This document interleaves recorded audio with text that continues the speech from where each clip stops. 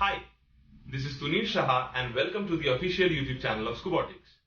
Well, Scubotics is a firm specializing in various technologies like Internet of Things, PCB design and fabrication, embedded system design, mobile application development, and web application development. Now, we have conducted various workshops, seminars and webinars all over West Bengal and have addressed more than 5,000 students till now. Well, if you want to know more about us, you can surely check out us on www.scubotics.in. Well, for now, today we have a recorded session of a webinar which we conducted recently, and we were very happy to host Mr. Saurav Karmakar, who is a product lead at Vedantu. Now, the session is about how to become a product manager and earn 5 times your current salary.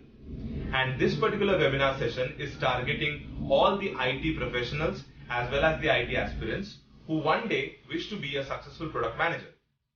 So let's check out the webinar, and at the end of the video you can find our details where you can contact us. So let's see. And yes, don't forget to subscribe us for more webinars and workshops out here on YouTube. Thanks.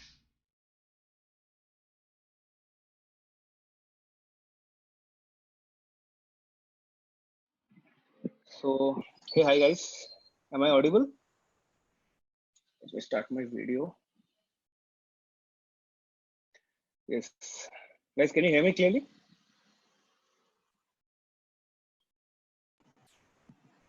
Yes, sir. You are audible perfectly. Okay. So, yeah. So, welcome guys to this particular session of product manager and how to become one, and also how to earn 5x salary. So, before I start the session, I'd like to give you a little bit of brief about me, my background, and why the session is about product management or nothing else. So, little bit about me is I'm a 2014 computer science BTech pass out. There are many people in the session are from Calcutta, so they might know the college. Apart from that, I have a two different parallel career in the past couple of years. One is the startup segment, and one is a basically startup jobs. So in startup, I start my career very early in 2010, first year of my college, which is a cyber security firm called SAS Lab. Apart from that, I have started another two company called Trendy App and Stupid App, and three of them eventually, for good luck or bad luck, got acquired. The last one got acquired by one of the top vernacular platform in India is Vocal, which is run by the ex-Taxi for Sure co-founder Apramya Radhakrishnan. After the acquisition, my most startup jobs career started with Vocal. So where I was the lead for the product on their platform and growth. I've been there for 1.5 years till their Series A round. After the round, I left the company, and it most fascinating for me to join over there as a doc-staff as a senior product manager, but they are really trying to revolutionize how the healthcare industry currently work and let all the people in tier 2, tier 3 and tier 4 and beyond to have a good quality accessible healthcare for them. So I was over there as a senior product manager, mostly looking at their lab department and medicine department. And currently this year I have joined as a product lead for Vedantu, because almost I have gone through different verticals in startup journeys and different categories. I have been through vernacular platforms, social gaming. I've been through healthcare. Now it's also a god case that I've been to an edtech because of the current situation and the kind of growth Vedantu is seeing right now as a live online platform. Apart from that, I am mostly interested, and most of my career is into growth, and I've been into product development, whether it's from a growth perspective or different categorical perspective.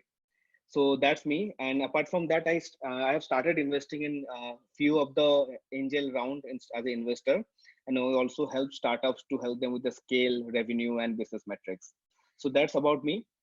So the flow of this whole section will be, I'll be taking you through different journeys of product management, like what is a product, who actually is a product manager, and how you can actually become by understanding the different elements of product management, where are different stages, different growth. And if you are in any field of job, like if you're just coming out of college, if you are in a development sector or as a developer, QA, or any business, you can still transition into a career of product management, because it's a very basic and first principle thinking process that required to become a good product manager and actually have a your future career perspective into it.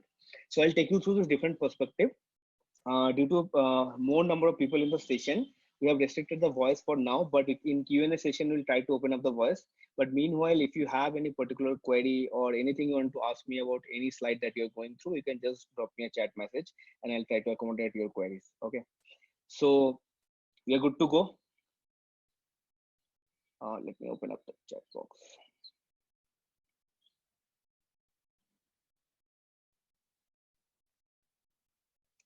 Okay, Devapriyo Dasgupta is asking me how far are your startups are successful.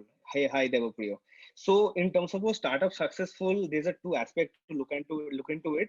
Whether you talk exit as a successful or taking your product or company to a different level, that is a successful. For me, the first one actually is not an exit. It's basically I sold that company for my share. So eventually, it's still working. It's still doing pretty good business. More of a like a 2 to 3 million annually they are generating revenue right now. It's still working everything. There is some reasons that why I left the company. So that's why I call that it's a sold off. In terms of a really successful, I'll talk about Stupid App because Stupid App really had that kind of a viral growth, which was about like 1 million DAU as a concurrent users that we at scale we handled when we got acquired. So there's a very good scale live streaming platform and gamified mini application platform that you built. For the reason being the acquisition. So currently it's being used. And so if you talk about success, I'll pretty much feel the last one is really successful because my team, everyone is working over there. The product that we have built for this long period of time, it's currently working and serving at like a 17 million monthly active users at Vocal. So yeah, so if you can call it a success, I'll say it's pretty good that happened with Stupid App as for my startup. So yes, so product managers. So before going into the whole session of product management, you need to understand there are certain things. Okay, Sarthak is saying something. PM roles are not exactly offered to freshers right out of engineering college. So what role should one look for in the setting of placement like business and strategy? Good question, Sarthak, and it's really interesting. If you come to my fifth or sixth slide, I'll try to answer this question. If you're coming from a college fresher as a out, how we can go into product, and it's really possible. It's happening right now. So I'll tell you how to go about it. Okay. So in terms of a product manager, it's an industry saying that you are the CEO of the product. Product managers are the backbone of end-to-end everything. So if you think like if you're running a business or as an entrepreneur for a startup, you need to do everything from marketing to development, QA, design, everything that you need to do to make the product successful. Same thing happens with product managers. You need to have different kind of a skill set to be one and make your product successful. And one of the major skill set required over there is to have a ability to work with the cross-functional team. And why I say that, because if you see on the right side, the responsibility of a product manager, if I've mentioned, is that the four major things that you need to do in your day-to-day work. One is the building strategy, doing user research, creating roadmap for short term and long term, and how you do your feature definition based on all those previous things. Along with that, there are other certain things that you might need to do based on which scale of what scale of the company you are in or which role you're actually taking up, because even being a product manager, there are different role and different type of product managers that you will see in the presentation. So there are certain things like marketing, there are certain things like forecasting. Sometimes you need to do as profit and loss ownership. Say for example, if you're working as a product manager for say fashion category at Myntra, there are certain small or large scale of P&L ownership would be there on your portfolio or as your ownership over there. So based on what role you are or which category you are working into, P&L, forecasting, marketing might come into, but not necessarily always, and it's valid for everyone. But apart from that, first four thing is always like a complete set that you need to have in your portfolio when you're working as a product manager. Okay, so before going a product manager, you need to understand what you call actually a product. So I say product is something, it can be a service, it can be a software, it can be piece of anything that people are using and all people might want that you need to build. So there are, so it's a very good example of it. Some people say as a Swiggy as a startup, You will say the app that you see on the Play Store or App Store in on Swiggy, it's a product. Wrong. The product for Swiggy is or was never the app that you use. It's the service they are providing, the delivery, the whole mechanism, how they maintain the end-to-end ecosystem of taking your order from a restaurant, getting onboarded. That end-to-end ecosystem of service is actually the product. For iPhone, it's not the app; it's the device. The Zoom as a software, as a platform or a SaaS platform is something you call as a product. Or Uber, if you want to check as an app, Uber is particularly an app because it's a technologically enabling to get you connected to this particular cab or bike that you are trying to avail in the application. So you need to identify what you're trying to build, because there are certain things, not always the website or the app or the thing that you are using it is the service or the product. It might be the underlying service, or sometimes it might be the API that you build which can be used to other platform. For like Ziffy, Ziffy's API is their product, not their homepage, not their search and everything. The API they give to the company is their product. So understanding what you're trying to build and what you are putting in hands of the customer is really important for you to be a successful as a product manager. It's very basic thing. I think you guys have clear understanding. Okay, so why all of a sudden product management, and why people are so much talking about product role? If you go to Flipkart, to a certain seats level startup, to anyone in the world that you see, there are always role of product. Whether it's a product designer, product marketing, technical product manager, business product manager, design product manager, there are different types of product manager, but product is really on the hype because of the salaries and the kind of ownership they get. And there are particularly a reason why it is so much of a in high demand. First of all, the kind of digital penetration that we now have in past couple of years have created a wave of digital companies, or I'll say digital startup. Flipkart didn't exist like 7 8 years 10 years ago, but Flipkart now came, and the way the digital companies are coming online, they are creating different vertical of business, different categories of vertical of categories. And that is the reason of having the role of product, because as I told earlier, the service can be a product, the digital version of what you're putting in hand of customer, that can be a product. To maintain that, you need ownership. Previous to that, so there is a very like a very hyped doubt around the industry, is that previously we used to have project managers, now we have product manager. It's the same thing, but now they have transitioned into a different kind of role which has been derived from Google. So Google has created this product management and all this roles. So I defer to that. The project managers and product managers are completely different, because project managers are the ones who just gather those requirements from business teams or sales team, and they put forward other cross vertical teams like dev, designs, marketing and all, and they try to put forward a service or product that they are asking. But as a product manager, you don't get to take inputs or requirements from someone else and then you build it. You are the one who takes the call. Now I'll give you an example. Say for example, when I was working in Vocal, it's a vernacular platform. It's basically does is that you can ask any question, whether it's a study related, health related, astrology related, anything. Then you get to connect with an expert in that particular domain in your own language, whether it's a Marathi, Gujarati, Bengali, Tamil, Telugu, and you get a direct opinion and answer for the queries that you're having, which is not possible on Google right now. So this is the core product. But I was the head of the platform and growth, and for me, my major metric was to drive the daily active users and monthly active users number.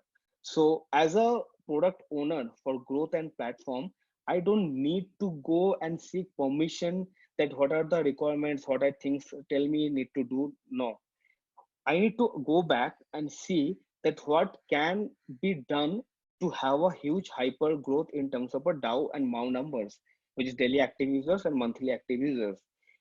So do that. I need to do my own analysis, my own research, and then I can go ahead and build the product. And also, I need to put forward what metrics is going to move. No one is putting me, you need to do it. It's me who need to find the problem statement. you build the product, and you also measure how you're going to define this success. So for me, say for example, if current DAO by MAU number is at 6%, and I define that if my product or feature that I'm building can increase the DAO by MAU to 25%, that is a success metric for me. So there is this huge differentiation between a project manager and product manager. And what happens is that when you're in a very fast growth startup ecosystem, then mostly the company owners or the co-founders hire these product managers who act as a CEO of the company to take decision and actually drive numbers by themselves without any handholding or any overseeing. So that's the kind of a ownership and growth. And that's why I have written that product management is one kind of a job which let you have this practice in hand, learning experience and growth compared to any other career. Because if you're a developer, you get requirement, then you do it. If you're a QA, whatever build that you get, you do the RCS and all these things. But as a product manager, you get to decide what you want to do and what you want to take it further in terms of a future. So that's a very interesting and glorious part of being a product manager. But again, it's always depend which role or which stage you are in, because there are multiple stages of product management. Not very early stage you get to take the decision. So I'll come forward to how these steps are being taken in a company. Any doubt, anything you guys want to ask in the past, anything, you can just drop me a message.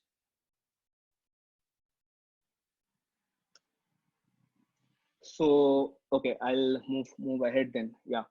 So mix of three universe. So mix of three universe is as a product manager, these are the key major things that you need to understand. I'll not say that you need to have deep expertise in all these three, because these three mixture is what make a good product manager. Because as I told you earlier also, there are different type of product managers. So which one you are actually is going to define which category in among this particular three you're going to have a skill set. So let me take you further and I'll give you detailed understanding. Okay, so let's see a process of how a product manager's daily jobs look like. I have divided into four basic stages. First one is I say define. Second one is a design. Third is the build, and stage four is the shipment. So in stage one, I'll give you a small idea of what it looks like. So say for example, if you need to build an application like, say, I'll talk about say Swiggy. Okay. So if you want to build a product like Swiggy, currently Swiggy already existing, but you still want to build a product like Swiggy. So how will you go about it as a product manager? So first of all, that the sentence or written over there, a point is there that define the scope. So define the scope meaning, so if you want to build a Swiggy, first you need to understand why you want to build a Swiggy. Is their Swiggy service is really bad? Or is there something you have identified that is going to really change the landscape for you as a new company or new app? That the scope you need to define. Whether you're improvising the service that Swiggy normally takes 30 minutes, can you do a delivery of in 5 minutes? Then that's the scope that you're defining. Or where the list of restaurants on Swiggy is pretty low and there is no variety because it's a food, and your business can challenge that by having a much more broader categories and much more broader options for users to have to order food on your platform. So those are the scope you first need to define as a product manager. Second one is a business case. Business case basically talks about how we're going to generate business or whether it will generate a business ever. What are the unit economics that you need to define? That I'll make a order, say every order Swiggy charges 10 rupees or 20, I'll take 5 rupees. So I need to do a million order a day or month to achieve this particular revenue in a month, or do a break even. So that the business case you need to build around it, that this is the worst case scenario, this is the normal case, and this is the best case. You always need to build these three cases to justify that what you are building and why you are building to your management or your investors or anyone. It's applicable for anyone. And the third one is the user research. User research is the most critical part and the basic essential skill that you have to have, because any product that you build, you cannot build on your gut, or you cannot build something that because you feel it's necessary to build.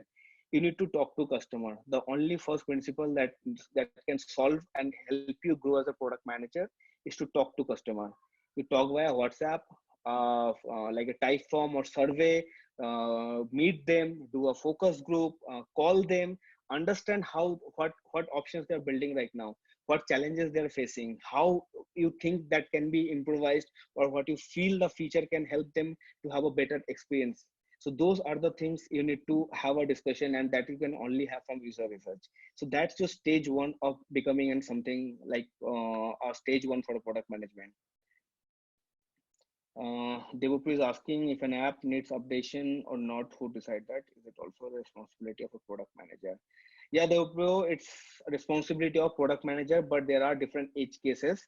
I'll come to that. I'll come to when I'm talking about the QA part. I'll answer your question.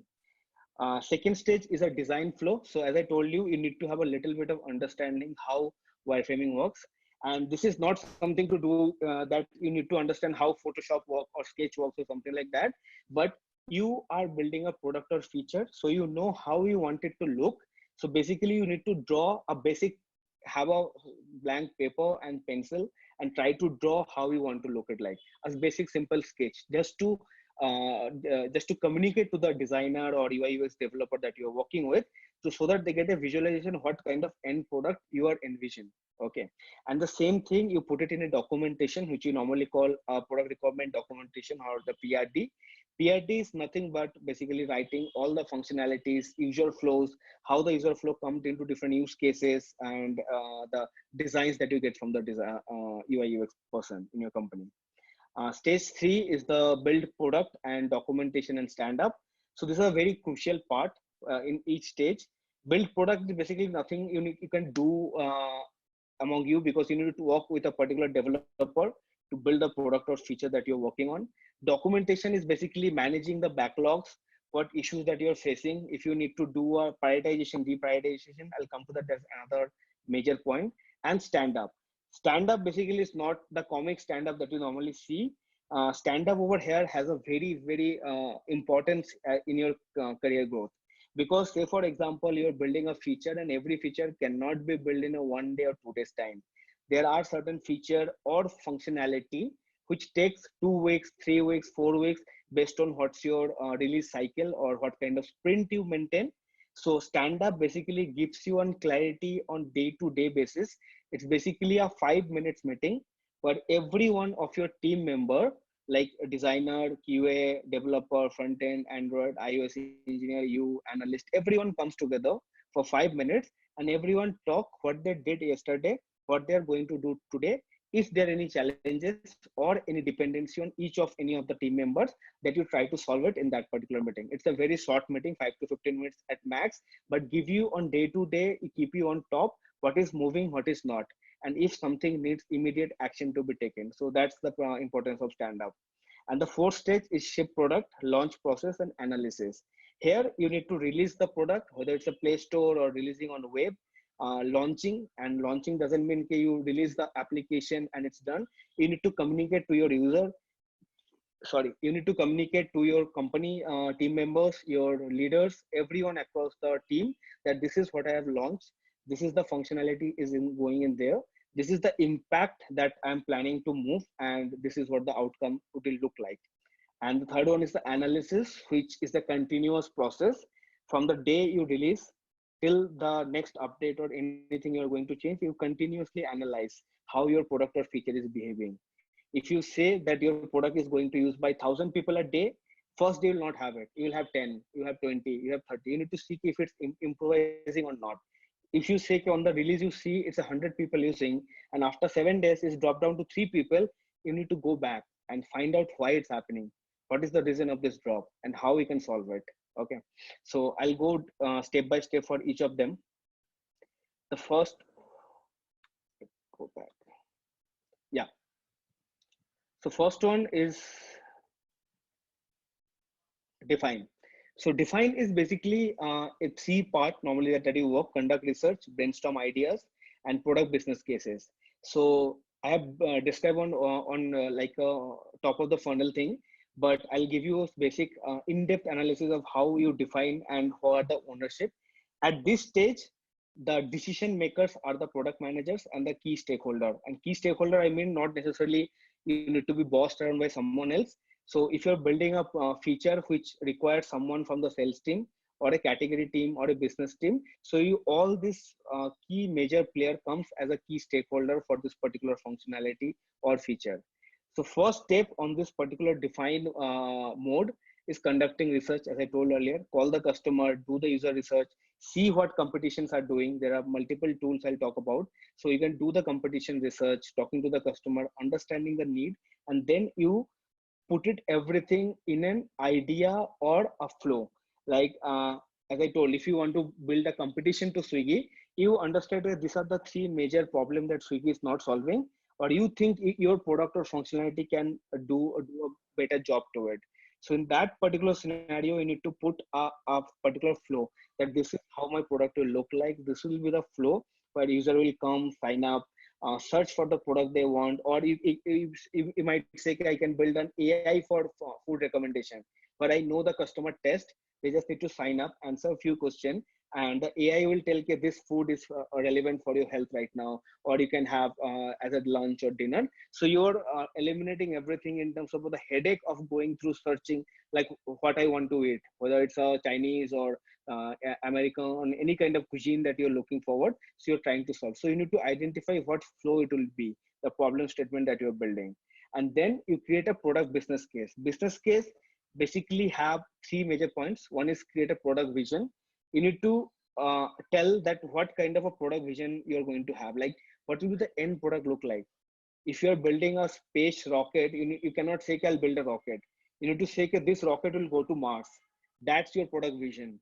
And how you're going to do it, that's your strategy. That you need to take, okay, first I'll import this part. This particular software I'll build in-house, and this will be the assembly line, and this is how the test run will happen. So those are the strategies that you need to build. Okay, how are you going to get that product vision?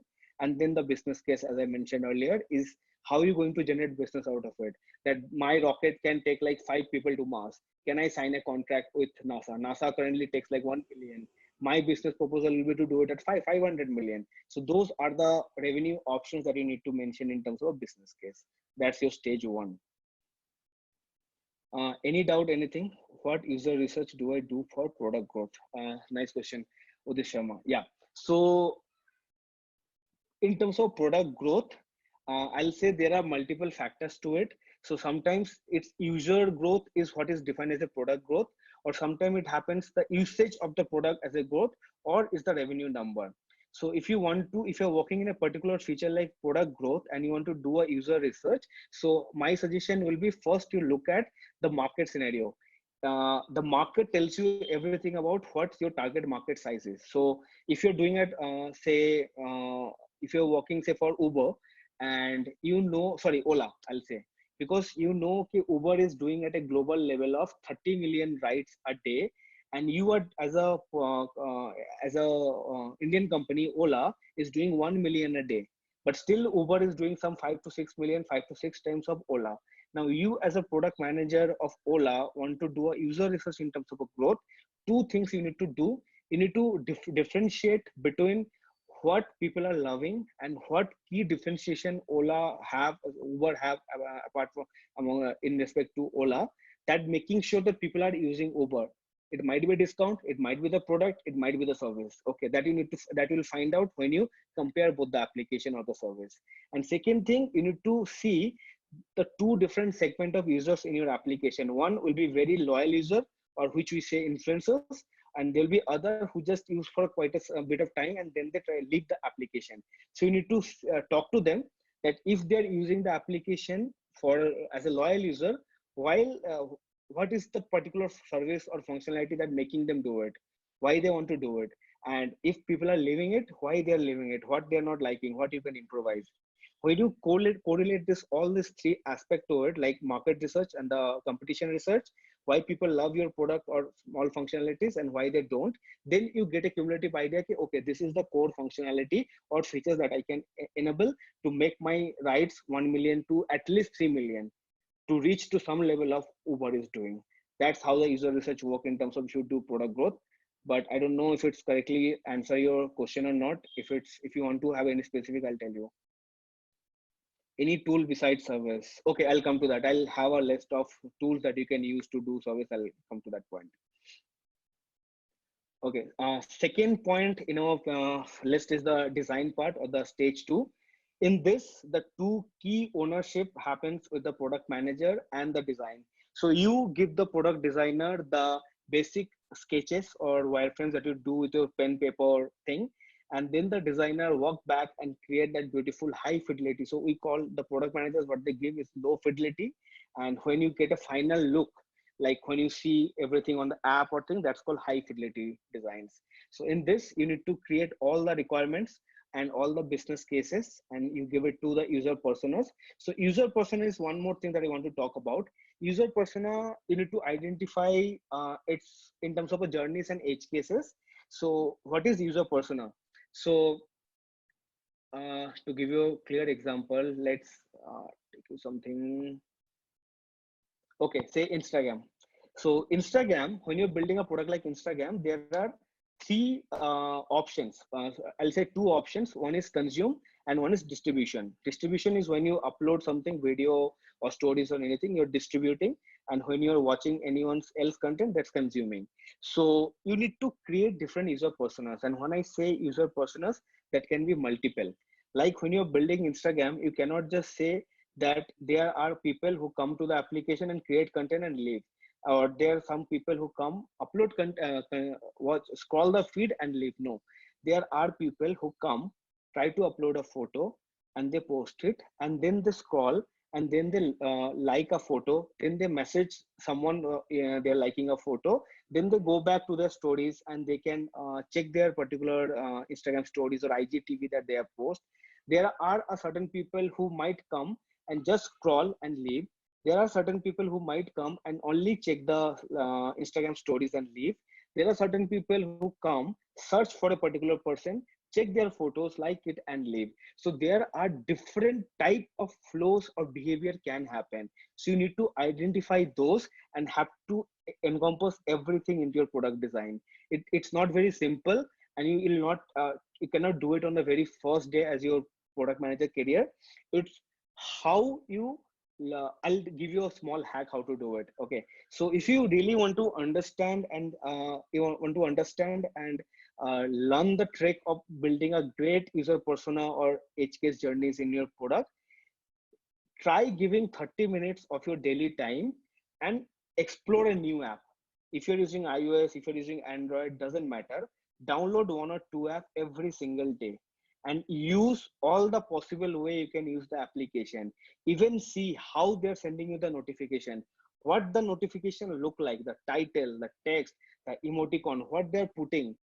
Like there's a big differentiation how Swiggy send a notification and Dunzo send a notification. If people have not in Calcutta and use Dunzo, they will relate to me why I'm talking about Dunzo notification. So explore 1 to 2 apps every day from different categories: gaming, education, healthcare, news related, social media, any kindergarten apps. You try to explore how the flows look like. The more you see the flows, the more you connect with this application, the more user person you will try to build. Then you will understand how to think about a kid using your application or an old age person using an application. I'll give you a small example. When I'm working in a healthcare at Docs app, and I'm building an application for labs. So I initially came from a social gaming background and all. I thought I'll make a beautiful UI. It's simple, people will use it, and it will be very simple to book, because I coming from an e-commerce thought process that if it's a very small step to do a transaction, it's easy and people will do it. It completely gave a face palm on my like front face, and it completely failed. We had a best designer you can think of in India right now. We have consulted, we have created everything failed, because I didn't focus on one small part, is that when people are coming in your application in healthcare, remember this, in healthcare, it's not how easy the transaction is, it how easy they understand what they're buying is. In e-commerce or any other transaction, they know what they're searching for, or even if you show them relative products, they know the context. But in healthcare, if you're booking a lab test, these patients don't know what this lab test mean. Th1, Th3, Th4 might medical people can understand it's a thyroid test, but for anyone who is not very lame, they cannot understand why they do it. Then the moment we understood this problem statement by calling the customer that you have came to the lab page, you have tried to book it, but you didn't. Why? The simple reason, 70% people told you didn't understand which is the perfect lab test for me or for my health condition.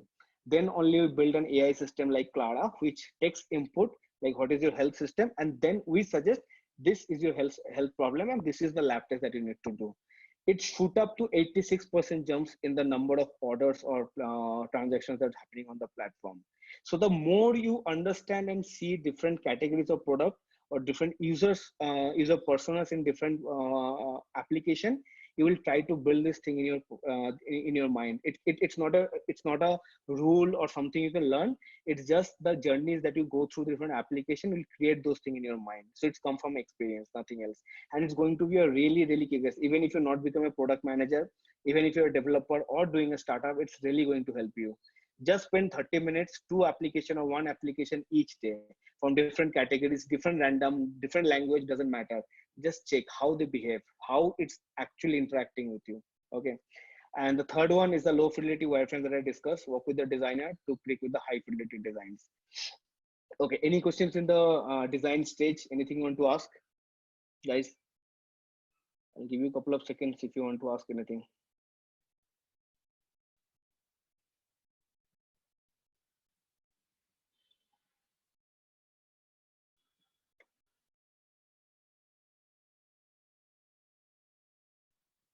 Good to go then. Yeah, I guess we are good to go. Okay, no, there is one question from Nikhil. Yeah, so I have one question from Nikhil. Nikhil asking is that does design have to match architecture? No, not necessarily, Nikhil. It doesn't matter. It's always the backward process because yeah, sometimes it works for mostly for the SaaS platform. Like if your architecture in the backend doesn't support those kind of flow, then you have to like match it, like how it's going to behave it. But in case most of the cases in B2C application, it's always the other way around where you design it and then the tech work to make that particular thing happen. So if your architecture doesn't support something, which so say for example, if you're building something in MWeb or mobile web, and you want to do a beautiful like a JSON animation or kind of thing, which is not supported by the language that you're using, then it's going to be a challenge. But if it's coming from a scratch or if it's already there, then it's not the other way around. It's always design, then the tech work and look at the design, and then they figure out okay, what they can be done to accommodate all these things. Okay, third one is the build. So build stage, nothing more of a product manager's role, but more of a engineering manager, which is equivalent to product managers, developers, and QA. As a product manager, your major job will be to look at what timeline you're looking at. Say, for example, you want to build a feature which might take 2 months process, and it never like I give a PRD, design, document, requirement, everything, and then I sit back and realize कि अब तो मैं 2 महीने बाद आके देखूंगा. नहीं, ऐसे नहीं होता है. You need to break the whole work into small sprint of 1 week or 2 weeks, and you run a stand up on daily basis to check what is the backlog. Yeah, they were supposed to do this 5 tasks, whether it's happened or not. If it didn't happen, what had been backlog. Sometimes what happens that even if you're progressing towards your product release, there are multiple backlogs that kept stacking in your system on Jira. So what you normally do is then you need to do prioritization, which is another big thing. So it's not always, if you work in a big startup or company, even like Flipkart, it's not always you're left alone to do what you feel like, because say for example you're building a feature, there might be some ad hoc work will come because some things you have released few weeks back, it has broken or some flows are missing, so you need to accommodate those things also. So there are chances that backlog will happen, so then you need to do prioritization. But when I say prioritization and its importance, it's very critical. It's going to define or change the way you think, and this is not just for product management, for real life also. So prioritization is something you need to understand in terms of analyzing data. So say for example, if you're building something and if it has an impact to say improvising, you're currently doing a 1 lakh revenue per month, and you are launching a feature which might take 1 lakh to 5 lakh. Understand this point. You are having 1 lakh per month revenue right now. You're working in a particular feature which is supposed to release in a week's time, which can improvise this 1 lakh revenue to 5 lakh a month. But then there's a bug comes in, which impacting this 1 lakh revenue per month right now. So you need to understand there's a good prioritization skill set you require, that whether you keep on focusing to do the 1 lakh to 5 lakh, or whether you fix the bug to which impacting the 1 lakh revenue to say 60,000 right now is going to do it. So it's always the prioritization comes into play, like how you look at things and what you're going to make prioritization. For me, if you ask me to give an answer like I'll choose for this kind of scenario, it's always fixing the bugs, because the current revenue stream is helping your company stay alive. The feature that you're working, it's built on a hypothesis that you think that this will go to 5 lakh. There is no feature built on like a actual data. It will work. No one can say that if I'm building this thing, it will be successful. Then we would have had multiple billion-dollar companies every day. Okay, it's not possible. So everything is built on hypothesis that you think this is the problem, you think this is the product or feature, and this is the outcome it can have. So I would always focus on fixing the bug in on priority to reach to 60,000 to 1 lakh again, so that my company can stay alive. Then I can work on the feature which can be delayed another 1 week. That's fine. So those are the prioritization thing you need to look at. Sometimes it will happen there are multiple bugs, but you have a dev constraint or timeline constraint. In those scenarios also prioritization comes into play, and that's your call. And that is the very like what I'll say, तुम्हारे गर्दन पे बंदूक होगा, because it's a very tough thing to decide, but that's a sad part of this job. You are the owner. What decision you make is going to put you in a good spot or bad spot. If it's go wrong, it's on you. If it's good bad, you get a clap. So that's how it is in prioritization. Okay, so I have two questions over here. Any tool service to manage people, work, and deadline? Yes, Harthak. So normally I used to use Asana, but it based on company to company. Currently we use Jira, which have all the segment of category, like who are working on which part, things to take up, what they're working on, what need to be QA, what is release, what is dev. So for service and tools management to people and work and deadline, we use Jira. Udit Sharma is asking difference in product and project management for this stage. Okay, for this stage, I'll basically say as a project manager, you cannot do basically pretty much anything, but just to see how everything is working fine, if anything is going on. But as a product manager, you need to take calls. As I'll say, if you're, I'll give you an example. So I'm building a pretty cool feature of community in Vedantu currently. So there is a situation that I need to build that product in 1 month, and Tech has given me multiple options, that these are the options that you can go out to achieve this particular thing in 1 month or 2 months, different timelines. So as a project manager, it was never your call to take it. It's Tech or the CTO or the engineering managers, everything does. But as a product manager, it's my call to choose which platform to use, because for Tech, it's always easy to take a call that अगर मुझे इसमें development time 5 दिन की जगह 1 दिन में हो रहा है तो मैं ही कर दूंगा, nothing matter. But as a product manager, I need to accommodate cost. If I'm something using, say for example, I'm using a third-party tool. As a project manager, it will not bother to you. But as a product manager, it will matter to me, because I have a vision that where this product can go in a 1 year time or 2 year time, whether it become a big, large-scale business itself. So I cannot rely on third-party product, or whether it's a small hack that I'm trying to do. So those are the very crucial decision that happens at this build stage, like which tech stack you're using, which third-party tool you're using, which analytics platform you're using, how the stand-ups are happening, how the releases are happening, if there are any changes required because you have made the design but technically it's not possible, then it's all decision comes into play from the product management level. So that's the major difference in terms of product manager and a project manager. Okay, and the third one at this stage is the documentation and detailed communication, PRD, plan marketing, plan release note. So basically in documentation process, first you need to tell them what you're building, what functionalities is there, how it will look like, different edge cases, events, details, everything you put it in a documentation and do it in a PRD format.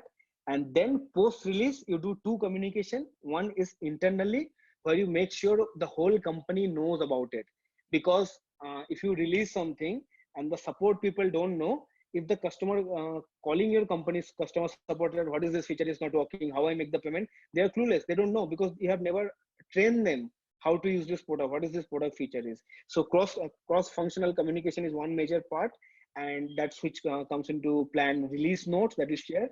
And the other one is plan marketing. In case it's a not a small feature but it's a full-fledged product, they need to work with the marketing team to create that hype, the buzz, social media, the emailers, the SMS and everything you need to do over there. So that's a little bit of little marketing job you need to do at this stage. You don't do it, you just delegate and make sure the things are in process and working. So that's the third stage. I'll come to the fourth. Fourth one is the shipment, where after the product is released, what you need to do, as I said, it's basically comes down to analyze and documentation. Documentation in terms of you document everything that has happened. Like you have tried to do this user stories or functionalities, say 20 functionalities, but at the end of release, it's like 7. So what happened to the 13? They went to the backlog. Now you need to do, because you have a release target, you have a bandwidth, like two the front end dev, one back end engineer, one iOS. You cannot have 100 people, right? So there might sometimes it happens that everything in terms of a feature that goes into backlog. At this stage, you document everything that you have tried to do 20 things, but you eventually did 7.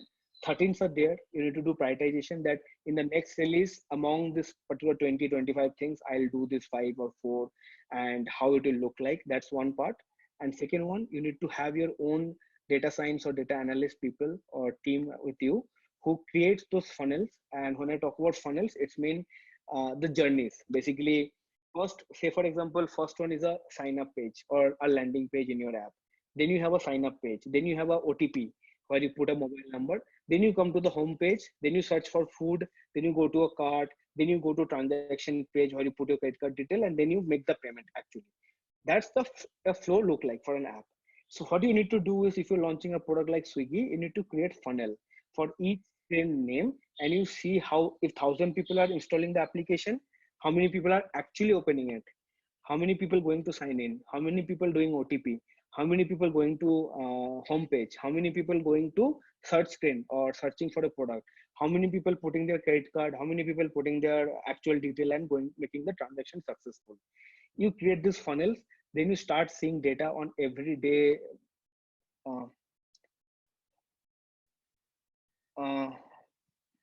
Tuvin, can you check there is a message that network issue is saying?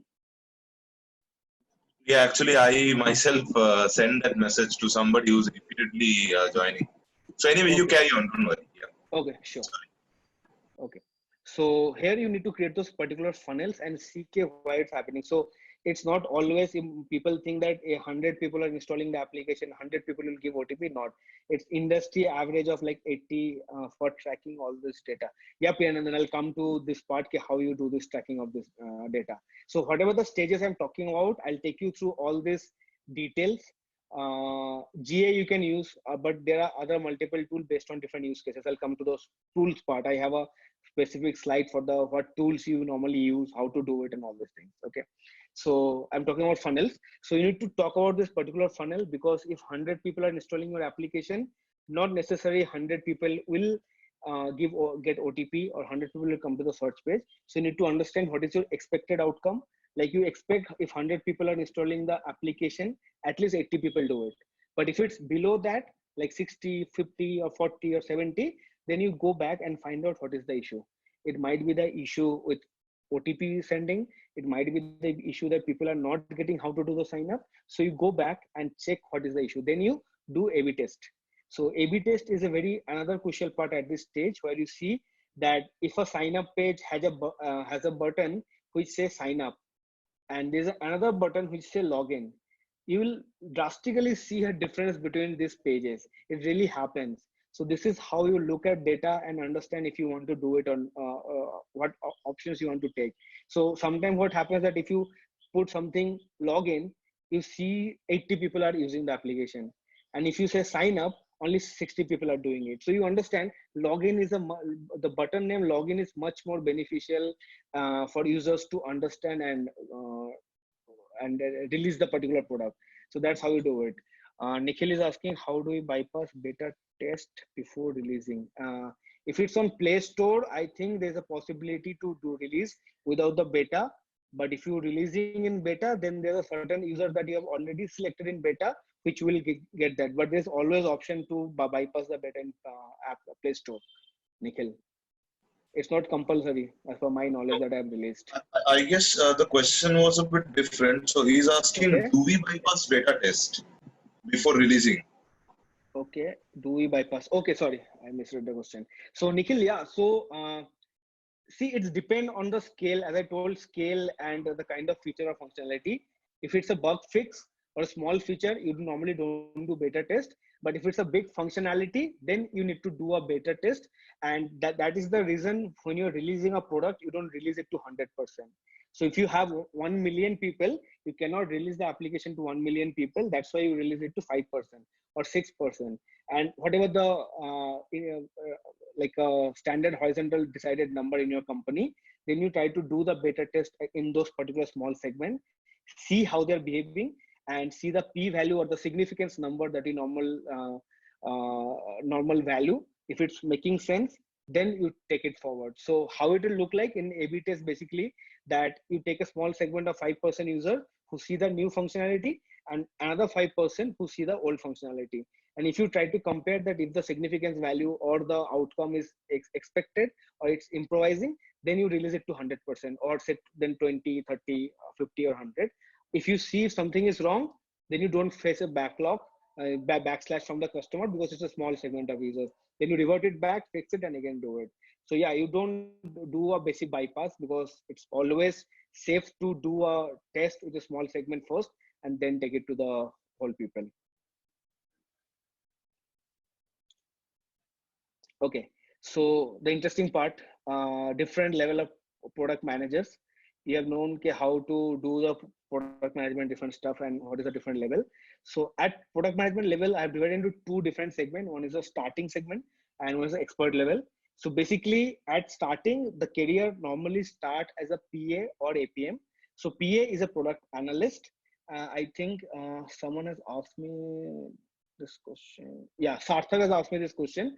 So Sarthak, this one for you. I'll try to answer your question especially over here. So as a in the product career, if you look at the graph, it basically starts from PA and APM level. PA stands for product analyst and APM is associate product manager.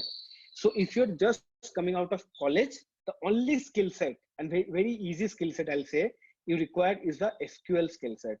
If you know SQL, you can really apply to this with little bit of understanding of user persona, because when you are giving an interview for product analyst or APM role, they will try to ask you these questions that how you see this product will evolve or how will you design this product. So as I told you, if you try practicing checking application every day and start building that how you're behaving or application is behaving to you, you get sorted with the user persona thing. You understand how design work, how flow works. And the rest of the part is the understanding of SQL. If you know SQL, you can be a PM and APM role at any company, which normally requires zero experience. Most of the analysts, like we have hired, like at Vedant, we have hired like 15 to 20 analysts in just couple of last month.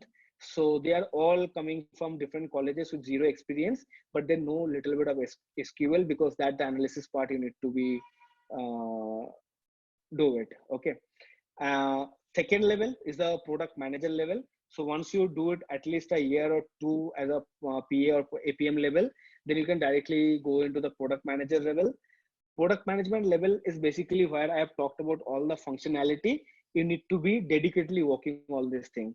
PM and APM level maybe there are certain companies which let them run, like in our company Vedantu, APM can run sprint, can take calls on designs and everything. So it's based on company, but normally I'll say 60% company don't allow, okay, because they're very low on experience and you cannot let them handle a full functional product on the public release. But it's a good opportunity for you to join if you're a fresher as APM or PA level, and it gives you really boost directly to product management or senior PM level. So at product management, whatever the stages I've talked about, as a product manager, you need to go through each of the stage and you need to work all exactly like this. from designing, documentation, how to transition from analyst to PM, right? Okay, I'll come to that. So at product management, you do everything from documenting, stand up, everything that I've mentioned earlier. You need to do everything as product manager. They are just the first entry step to the world of product management. So Sarthak, to give you an answer from APM to product management is one. There are, so you need to understand there's a little I'll say professional hacks that you need to do. If you're a PA or APM, what I'll suggest is you will be directly reporting to a product manager by default, a product manager or category manager. What you need to do is by yourself, you do good analysis or understanding what functionality your product manager or category manager is working on. And then you try to find out different errors or improvement that they can do. It might not, it's always better in a professional career. It's always better that if you can help your seniors in terms of solving their problem. So if you can figure it out that this functionality or this option might help them, you go to them, talk face to face and say, okay, this is the data, this is the analysis I have done, and I feel like if you do it, it will help you. The more initiative you take, the more ownership you show, the more better chances that you get to the product management thing. Okay, it's just about taking the ownership. So Devapriya is asking, how does the role of product manager different from a product lead? Okay, I'm coming to those parts, Devapriya. So that's the first entry point, product management. As a product manager, you at least need to keep in a product manager to a basic of 2 years. Normally switch that doesn't happen, product management to senior PPM in 1 year only. Not in most of the companies, you need to do at least a 2 years. So yeah, how PA are selected in companies? Does domain of companies matter for this? Sorry, Nikhil, no, I don't think so. There are openings as product analyst and APM as much as product managers, because we as a product manager or product lead really need people who can help us with analysis and execution level things. So I have hired like 3 analysts under me and 2 product managers and 1 senior product manager reporting directly to me. So yeah, we hire a lot of product analysts, and it's nothing to do with the different domain of companies. Every company needs them. It's just that SQL and a little bit of product understanding. Okay. So for that, I'll come to this part, how we can improvise on mostly PA and APM level. Okay. I'll focus on that because there's a lot of questions. How to does a product manager different from a product lead? Okay. Okay. So senior PM is more of a managerial level. So basically what happens is that, to give you a clarity, at PM level, or sorry, at APM level, you basically can work with multiple PMs. So one APM can work with a product manager. Say for if you're working on Myntra, so one APM can work for a jeans category, and same APM can work for another PM who's handling like men's clothing or shoes category. Okay, that can happen. But as a product manager, you normally handle one pod or one department at a time. But as a senior PM, you handle multiple departments. So a senior PM can have multiple PMs handling one each department, and under them they can have different PM, APA or APM level role. Okay. Now comes the expert part. When you have at least 4 to 5 years of experience, then you go to a AVP or associate vice president level or product lead level, where I am right now. At this level, it's not day-to-day execution that I mainly focus on. At this level, product lead basically, I'll tell you exact, like what I normally do. It's basically for me is to plan directly working with the CPO or CEO, like what we are trying to achieve as a company in the next 5 years or 10 years or 2 years or whatever your company's goal is. Then I need to walk back and figuring out what are the things or initiative that you can take. And then I work with my team of product managers or senior product managers to make them task, basically action points. So that's what we call OKR, objective key result, which is derived from the Intel founder. OKR is being followed with everyone. And as product management, as the moment you join as a product manager, there will be a stamp of OKR on your career, and your appraisal, your growth, your transition, your role switch, everything will depend on OKR. So OKR is basically objective key result, where you say that I want to take this company from 1 million user to 100 million users. Now you need to say, and that's my objective. So as a product lead, I define I need to take 1 to 100 million. Now I'll work with senior PM and PM and define how this 100 million will happen? What are the key things we need to do? Then it will happen. So I need to verify and give an approval to them. Okay, these are the 5 things you need to do for the next 1 year. And then the PM and senior PM work back and they figure out what are the key of things that you need to do to achieve those particular 5 things. So then they create functionality, then they create features, then they come back to me and say, discuss, this is the things that you can do. Some we accept, some we decline, and this is how it works on. So as a product lead, how our pods created functionality user journey. Okay, Udit, I'm coming to this question. So as a product lead, I am, or ABP, you basically leader not just of the product but also business. So for me, it's not what functionality being released, it's the impact that my team is doing. So I right now lead of growth and new initiative. So it's basically like a moonshot department R&D where we try to create hyper growth projects for Vedantu or EdTech segment. And my job is to have a continuous momentum in terms of a number of people coming on the application, taking or web, taking classes and all these things. So I look at the business side and product both. Then come the another level is the DOP or VP level, just one layer on top of product lead and AVP, which is director of product or VP of product. For that, you at least to have a 5 to 6 years experience. There again, it's similar to what the difference between product manager and senior PM, where you talk about what. So a VP can have a ownership of like 100 million revenue a year, but as a product lead, I'll have like 5 million a year. So that's the basic difference. I report to a VP or HOD. And the last and foremost is the HOD and CPO level, which is the chief product officer level, where you take end-to-end control of a product, what the company look like, what is the product culture. They don't go interfere into the product functionalities. As a head of product or head of product and the CPO, more of your job will be in hiring good people, setting the culture, talking to the team, unblocking if they're facing any issue and all these things. So it's basically like an executive level, not an execution level. Okay. So to give a little bit of questions that you have asked, first 1 year experience in testing, can I switch? Yes, Supriyo, you can switch. I have a real life example of a friend of mine who was a QA manager at DocSap, and he recently just switched as an associate product manager at Just Dial for their healthcare or some pod. So yes, it's really possible.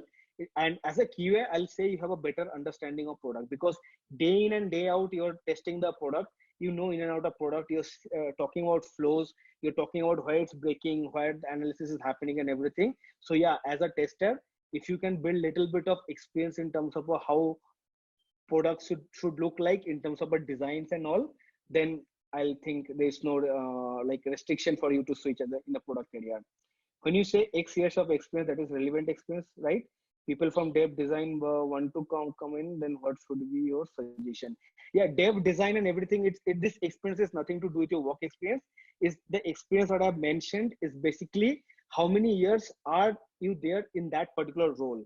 So when you're starting at the PM and APM level, it doesn't matter that if you're having a 5 years experience in design or 2 years experience in design is going to differentiate.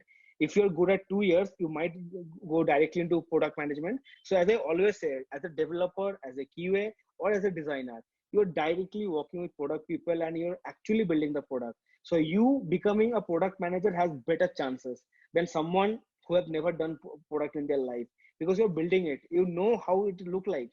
So it always has the upper hand. You just need to understand what are the key aspects of product management. And if you study or practice a little bit, you can directly switch to product management. So there is nothing restriction in terms of years of experience. Sorry, pitching this thing. Arijit, yeah. Udit Sharma is asking how pods are created, functionality and user journey. So Udit, pods are basically created based on business requirements. Sometimes pods are created based on functionality. So at Flipkart, the pods are created based on different category, like fashion, books, CD, electronics, home appliances. These are the different pods because those are the big business verticals. Then if I talk about Spotify Spotify is something. Spotify, if you talk about pods, they have pods like search as a pod, recommendation as a pod, international listing, artist as a pod. So some companies focus on product functionalities. They work as pod in product functionalities. If your main company's business is terms of revenue, then they divide it into different categories. So that's how the pods are basically created. So Paul, as a fresher, how to develop the product understanding you mentioned, and for objectives of a PA role, can the role that can be done with data analysis. Yes, absolutely. Data analysts and product analysts are mostly similar. Is the product analyst, data analyst normally work with the sales team also, and different category team where they analyze different functions for the sales and revenue numbers. But as a product analyst, you basically work on the analysis of funnels.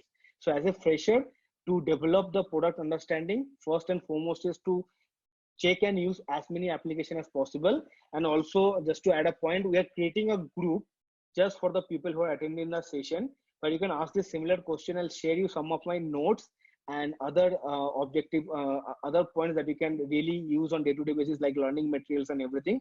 I'll share in the WhatsApp group. So Tunir can help you with that. So there is nothing to worry about, because I know this one session cannot help you have everything in one shot. Okay. So that's the expense type. Salary. Yeah. So most interesting part of the thing, salary. So the salary that I'm mentioning over here is what I know my friends and the market rates currently. It varies based on which stage you're going on, but this will be somewhat, if you're going at a PA or APM level, it somewhat ranges between 10 to 15L. The moment you switch to product management, it starts with 20. I have never seen a product manager at a startup good working less than 20, 25L. As a senior PM, you earn 20 to 35, but it sometimes varies to 20 to 35 based on which category. And always remember this, the moment you cross 15 lakhs of salary or 20 lakhs of salary, there are two part of salaries, a fixed and variable. Fixed part you always get, say, if you're a product manager, you are getting 25. So it will be like 22 plus 3 or 20 plus 5. But 20 you get in hand, 5 you get as a quarterly bonus based on OKRs. So how you perform your OKRs and everything, that's how you get. VP, AVP level all start post 50L. So that's something at AVP product level 50 to 60L. Director of product VP goes around 90 to 70, 70 to 90. And head of products or CPO level go way beyond 1 CR. There's no CPO in India, at least to say, globally is basic structure. So in India earns less than 90 lakhs at a CPO in a company. I'm not talking about building your own startup or a small startup with 3-member team and calling yourself CPO. You will get this amount, but this is a market rate if you're working in a company as a executive CPO or CXO level. Okay. Any questions, anything on this particular thing? Guys, you can shoot your questions. This was actually the most important part where everybody might have been waiting for. Yeah, sure. So anything anyone want to ask? Be blunt and you can ask. What should be the background for PA? Anyone? It's not necessarily. I've seen honors people doing it. I have people in my team who are coming from arts background. That particular guy learned SQL from Udemy and he applied for product analyst and he got the job. So it's nothing to do with the background. It's just the skill set. You trust me, my friend. Whatever you learn in the college and school, it doesn't matter literally anywhere. It's just that whatever you're learning, if it's really applicable to the company or in terms of design or analysis or anything, you get the job. Simple. And normally, even in the interview, I'll share you some question. It basically they ask you to do analysis. If you can do it, you get through. That's it. What a salary a early stage startup should offer a PM, APM, PM. See, Mohit, at early stage, I don't think you require a PM or APM to hire. But if you do at a product analyst level, I think 7 to 10 lakh is something you get for someone coming from a good experience. But if someone someone has just learned SQL and want to explore his career, then it should be something around 5 to 7, something around that. Not less than 5 if someone is just confirmed. Anything you suggest for PA apart from using apps, SQLi? Suggest for PA apart from SQL. Okay, Nikhil. So I'll tell you some part for each of this role. Okay, we'll create a WhatsApp group. We'll message you all the resources over there. Okay. will show 1 year experience in PM. Which role shall I apply, PA or experience? Okay, if you can show that you have a product management manager role and 1 year experience, then you'll be getting a PM role. Senior PM role will be little tough with 1 year experience. But yeah, you can apply, but the interview questions will be a little bit of tougher side, because as senior PM level, you need to understand how to manage cross-functional team. Okay. Yes, Arijit will share the WhatsApp group contact with everyone. Okay. So that's the salary and the job structure. So who are this role for? For freshers, every freshers, any stream can do it. And you can directly go to product analyst or associate product manager level. Simple. You cannot go to product manager. To be very honest, you need to start with product analyst and associate product manager. For developer, QA, designer, or any analyst who have experience, little bit of, you can directly apply to product manager and senior product manager both. If someone is looking at like a development of 5 years experience, you can go senior as a senior product manager. No need to go the normal product manager role. And if you're coming from business profile and marketing, again, same thing, because you're handling cross-functional team and you're actually working on something which is live, business people and marketing people, you can also go to product management and senior product management role. That's what happens normally in terms of when you're applying and your CV getting screened. Okay. Okay. So there are three different, so in product management, there are three different kinds that I'm telling you earlier. One is strategic product manager, one is technical product manager, one is product marketing manager. Okay. Normally, these are the three categories that you will see. If I'm not clearly visible, there's a electricity gone in almost in Bangalore. Okay. So please bear with me. Okay. So in different types of product management, product manager roles are strategic, technical, and product marketing. So this is the part, guys, you need to understand. As a developer, you cannot code everything. Someone is good front end, someone is DevOps, someone is a QA. So everyone has their own liking and own strength. In product management also, there are different parts. If you're a very technical person, you can go to technical product manager, where you directly work on tech planning, analysis, working with the tech. You more of a become of an engineering manager and technical product manager. So there's always good scope for QA and developer to go into technical product manager. And that if you see on the LinkedIn or any job list, there will be certain SaaS companies or enterprise companies who clearly mention we need technical program managers have experience of coding or anything. So developer and QA has a little bit of upper hand for this role, because this role is not valid for everyone. And so guys, all people over here from QA and thing, you guys can really explore this thing. Strategic product manager is the one who mostly look at our business side and what functionalities and product need to be built to achieve those leadership and growth. So those are the strategic product managers. Mostly I am look at the product management when I need to work on a mostly in the strategic part. So in that part, you need to have a thought process of what will work, what will not, in terms of a growth and strategy. You need to see market mein kya chal raha hai, whether Swiggy will work or not. You need to take those calls. So those are the work of a strategic product manager. And there's another third part. If you love marketing, if you love spending time on WhatsApp, talk, Instagram, if you're seeing ad, you know how AdSense work, or AdWords work. Product, another new role that just came up in the market. In this particular role, what happens is that you work as with marketing and product. You decide which the product is built now, how it will look like, how you will want to put it in front of customers' hand. You take care of the marketing, you take care of the ASO, social media campaigns, everything. So there's also a separate part of product marketing manager who directly work on marketing, not anything else, designs or anything. Abhishek Yadav, difference between program manager and product manager. See, Abhishek, program basically like a all-in-one resources. Program managers are basically who we normally call in startup like EIR role, entrepreneur in residence, who are like go-to resource for everything. Program managers work with hiring, they do with the PR marketing, they do with the functionality, they do the tech thing. So that's like a whole bubble, but it's not of a career growth project. So program managers related bit of a stricted bubble that you create stick over there. So program manager is not something, but you can always switch to different categories. Is equal to product marketing or strategic product marketing. Yeah, growth hacking is not always about marketing. So growth hacking is just a what I'll say, it's a technique.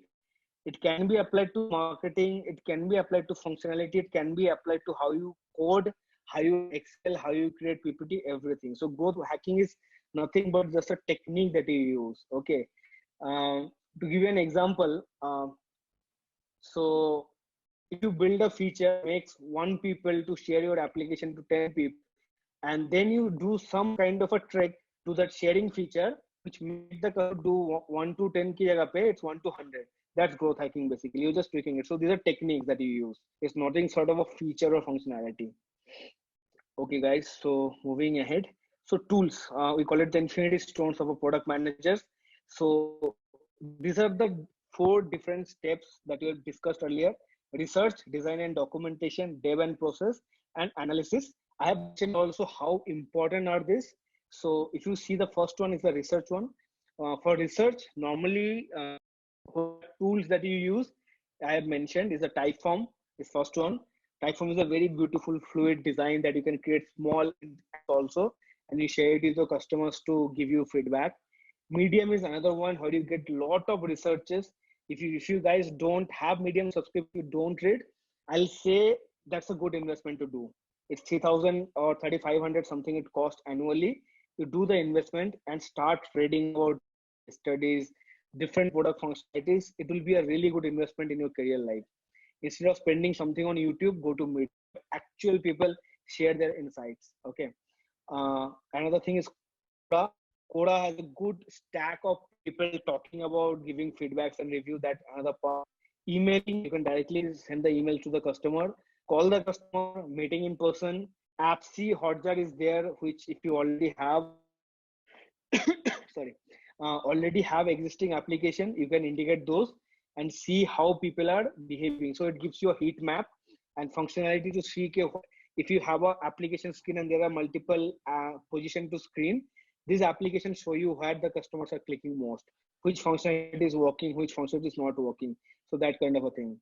Then Twilio for sending SMS, Sendy for bulk SMSs, Unbounce to create small pages without any coding. It's drag and drop, pretty simple. We use it at Vedantu too. You just create a single page. So what I tell normally people that if you're building a product or anything, you don't always invest money or team strength, everything into it at one shot. You wait for it. You create a small functionality or small feature through Unbounce and do $100 marketing to Facebook or Instagram or anywhere and see how they're talking. If those 100 people are really liking a product, then you go and create a full functional feature. Otherwise, you don't do. So before investing anything, you start see if people are accepting or not. For that, Unbounce is a really good tool. Second one is design and documentation. Is the most important. It's in the terms of application of documentation and design. So you use that, one of my favorite, where you can create those flow, how user will to application, how screen after which screen they will go. Balsamiq is one which you can use for low fidelity wireframes. If you are good with using laptop, not pen and paper, you can use Balsamiq.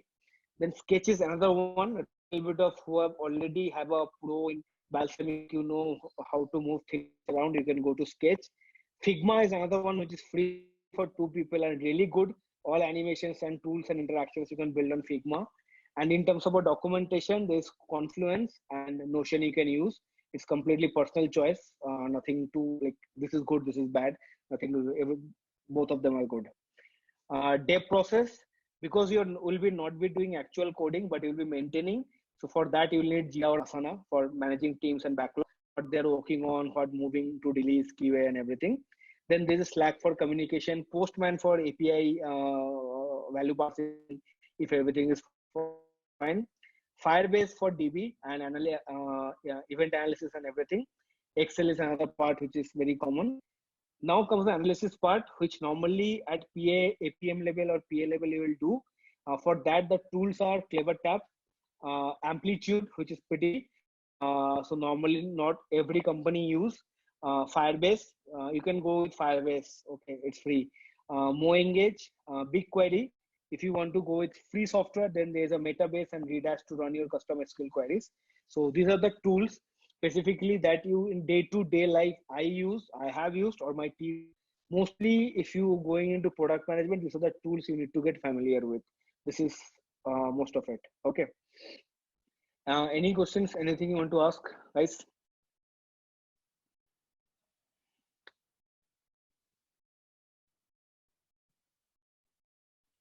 I think we're good to go. Okay. Yes, we are good to go. Okay. So I'll give you real interview questions that normally I ask or been asked in the market, everything. So I have differentiated the questions into different parts. So when I was talking about different work category product manager, you have known that I've talked about business part, growth part, and discovery, new initiatives. So when you are giving interview, in those scenarios also, they also want to check. I'm talking about different product managers. If you're applying for product managers, then only this interview questions. For an APM level is mostly SQL queries. So I'll give a little bit of sample in the WhatsApp group that you are building. Okay, for APM level or a product analyst level. So if you're applying for a product manager, so these are the different type of questions that you can be asked of. First one is type of discovery. So if I want to check that how we can navigate through multiple cross-functional team, then I'll ask you this question: that imagine if you're a product manager for Paytm, and in Paytm app there are multiple vertical: Paytm travel, Paytm recharge, Paytm movies, ticket, donations, gold, variety of things, 20 things. Now, if you are the product manager for Paytm travel, then how are you going to improvise the discovery on the homepage? If you look at the homepage, there are place for only six category placement option, as I last remember.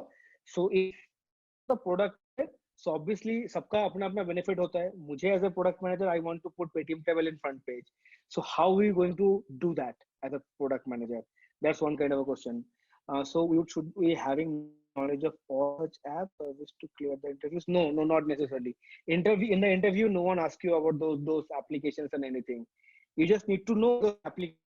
That said, the real challenge will come when you need to work with them, or for that you'll get pretty much of time to learn how to use those applications. For interview, you don't need. Interview is just the theses that you're studying in behavior. That's it. Second type of question, which is one of the question that I ask normally, is that if you are the product manager for Amazon, and Amazon is a marketplace, right? So there are sellers and there are buyers. So if you see that there's a huge chunk of sellers are leaving the platform, and you are a product manager, you need to bring those users back to the platform without burning cash. Because if you're a product manager, you cannot go and say, "Haan, 1 crore rupees le lo, wapas aa." You cannot do that. So as a product manager, how are you going to do it? Okay. So that's one of the interesting questions that I normally ask in terms of a growth mindset. Third one is on the business perspective. Say if you're a PM, a product manager for Ola, how will you make people to take micro instead of auto through the product? So you see a huge number of people prefer auto, but I told you that nahi bhai, mujhe micro chahiye ki customer micro le. How are you going to productize that? So that kind of question can be asked. One thing is called new initiative. So if something doesn't exist in the company and I want you to build it, something like design an Instagram like story feature. It will be for the typo. For Spotify, and define North Star metric. So that's another kind of a new challenging question that can come in the interview. So these are the different aspects of how, when you're sitting for the interview, it will ask. Normally people ask what you have built or what you have worked on, what you think of different aspects. Then there's a guesstimation question, something if you are going for a product manager interview, people will ask for a particular question like, right now on the sky at Mumbai, something like that. Okay, so these things happen. So this is called like generalized guesstimation question. So this kind of question, be prepared. I can, if you're having this query specifically, you can shoot me on WhatsApp. I'll tell you how to tackle this particular question of guesstimations. So everything is science. everything has a process. If you know the process, you can crack a product manager interview. Simple. Okay, there is no and the best part is the product manager, you don't need to have a technicalities, you don't need to code, you don't need to do that, you just need to understand things, you need to open your eyes and ears and see how things they are and how you can improvise it. That's the very exciting part of being a product manager. Okay, so these are the one of the question, and at the end of the session I want you to like this 4 thing to as a key takeaway, that if you want to become a product manager and if you are planning to be a product manager, 4 things you need to have very good grasp on it is user empathy, how good you can understand the users, what you feel about the users, and how we can build functionalities for them. Then how good you document everything you do, whether you plan, whether you release, whether you plan to release, everything need to be documented. Whether it's a bug, everything should be into a document. Because what happens, there's a product repository that you build. Like what experiment I did, if I've joined Vedantu recently. Vedantu is a 6 to 8 years old company. So all the product managers have came earlier, have kept different repository for me to see that what kind of experiment they have run. So I don't repeat those mistakes again. So documentation is a very big responsibility as a product manager. And then managing cross-functional team.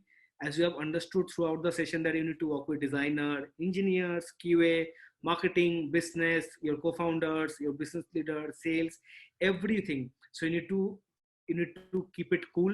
You need to manage with cross-functional team, because that's going to keep you ahead in your career and life. And third one is analysis. By analysis, I don't mean SQL. Even I don't write SQL. In analysis, it means you need to analyze the right thing.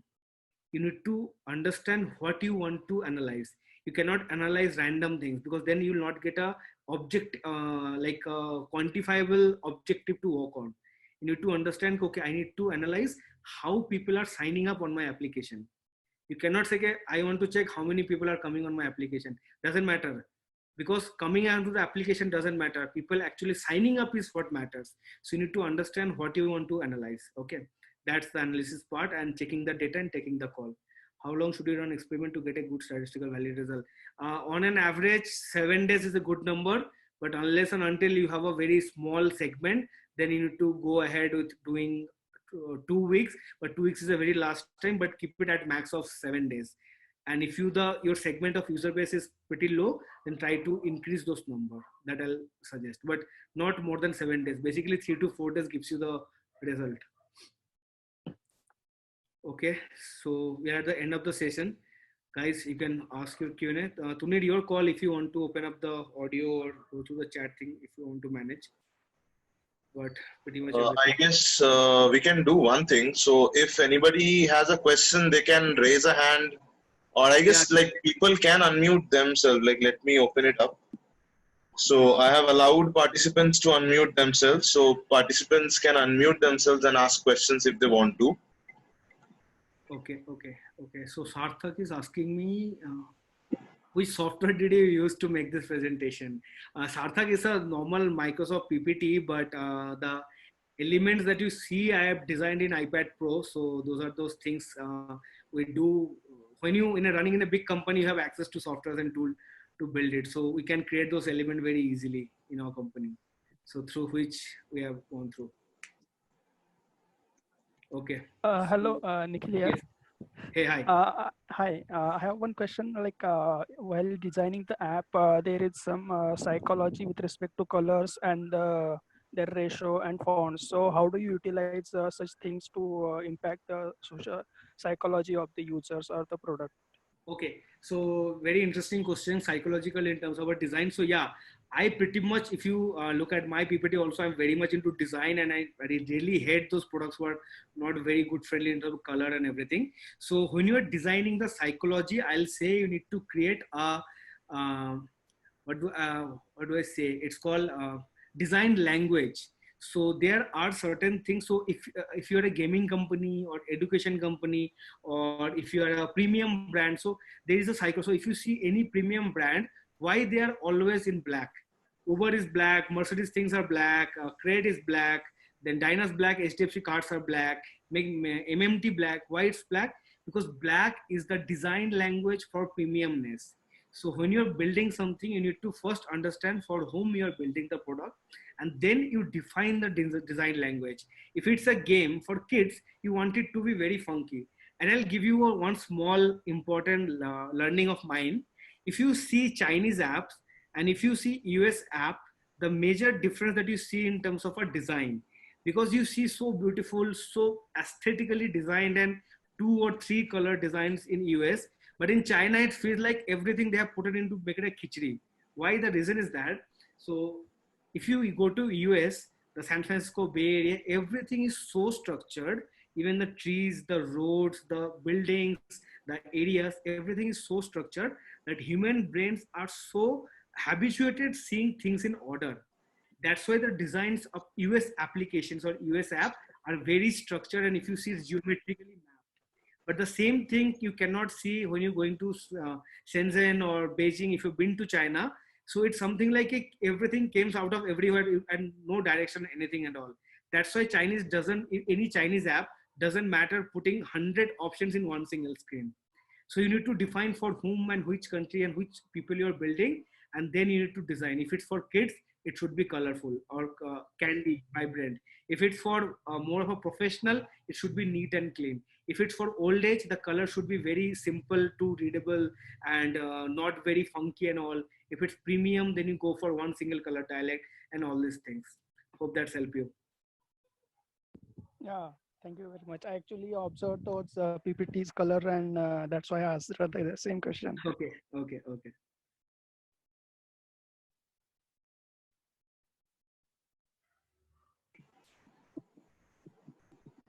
Anyone? So Udit has a question. Okay. Any blogs or people to follow? There are many based on where you want to follow. If it's on Twitter, there'll be different people. If it's on Medium, there'll be different people. So you need to be very specific. Medium. Yes, there's a Medium blog called Growth Bug. You can check that out. That's right now coming into my Growth Bug. It's called. So one more thing, Saurabh, if people want to follow you, so where would they be getting you? Are you an avid blogger? Are you posting content? Yeah, for I'm the people? posting a little bit about product management on Twitter and LinkedIn. So what I'll do is if you create the group, just add me, I'll share those links for everyone to follow. Okay, apart from the resources that I'll give it to everyone. Okay. Okay, sure. Sure. Hi Saurabh, Pranandan this side. Hello. Hey, hi. So my question is not related to project management and all. My question is like, as a product manager, what do you want to see as a user tracking report? Like, what are things you people look into? Basically, how the user is navigating through the app and what they are clicking. All these things are something different. No, I didn't get your point clearly. Let's say we are using Google tracking or Google Analytics in our product. Like as a product manager, what kind of data you focus? Like what are the user like going through or navigating through? Like Okay. So for every product manager or whatever thing I'm working on, it varies. So say for example, I'll give you 2 examples. Okay. So we have recently launched a real-time quiz thing on Vedantu platform. So for quiz platform, my major metrics is how many people are coming to the quiz or the attempting the first question, and then how many people are spending time till the last question. The engagement metrics, because for me that's the most important part for the product to be successful. If people are coming and after the first question are leaving, then surely there's a problem. So I track that for product. And another product that I'm working on is called a community product. For that, when I'm tracking, my whole agenda changes, because for community to successful, I need to, so it's similarly to WhatsApp. So I need to check how many people not just coming. For me, the major metrics to track will be becoming how many people are sending messages on daily basis. So so that's why the North Star metric that we normally talk about. What functionality you're building that defines the North Star metric that you need to follow, and you need to majorly track on that single thing that you're working on. And it varies. So sometimes it's the funnel that you need to improve if you're working on revenue. Sometimes it's the only single metric that you want to move. So you track that. So based on your requirement, it changes. Not a universal rule to follow here. Okay. Got it. Thank you. Thank you.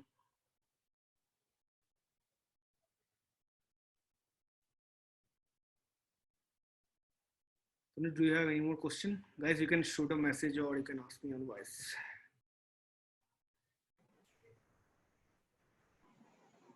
So guys, if you have any questions, I guess this would be a good time to ask. So Udit has again another question.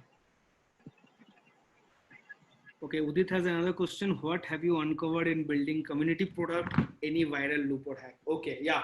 So one interesting thing that we have figured out in terms of building a community as a product is that people don't love talking to talking. I'll say I'll revise the question. Students don't really connect to the teachers on our platform to ask their doubts because they feel sometimes are pretty silly, or they will feel like if they ask it, they will feel very stupid in front of their group. So what they try to do is that they try to create their own separate personal group among that particular community that you have built for, say, for example, class 12 IIT preparing group. So people feel more comfortable in a very smaller group. And here they wanted to have someone they can trust and be very open about asking their doubts and everything. So we created this small feature where students can create a 5 people or 4 people group to do a group study and help them solve. That's something really kicked in terms of product virality or hack, where people started inviting their friends to that particular small group. So that one viral loop that I can share with you right now.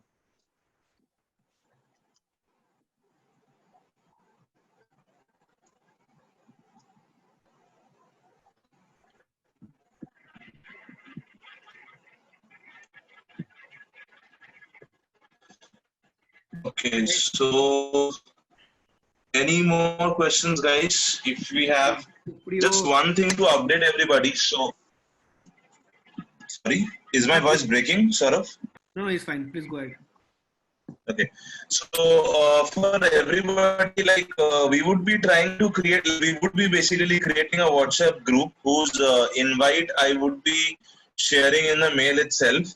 So that would be kind of our get together group where we could discuss stuff.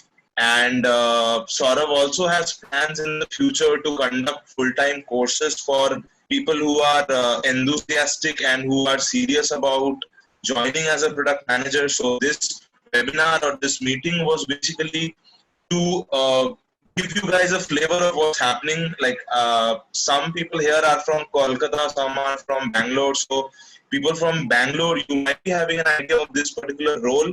But in Kolkata, I'm not sure about how many companies are executing or running this particular role as a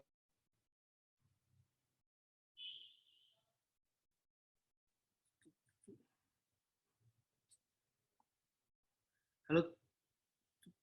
Neil, we lost you there. I guess your voice is breaking. I think your network might be breaking. Yeah, sorry, actually my network broke a bit. So, Saurav, Hello? Yes? Yeah, Saurav, am I audible? Yes, you're audible. Okay, so as I was saying that, like later on, if Saurav again gets time to organize full-time courses where we could be discussing more in-depth details, long-term courses for upgrading ourselves, upgrading our work fields, so that we can further apply for these things. So all this information we would be sharing with you in the mail itself, and we would be in touch by our WhatsApp group.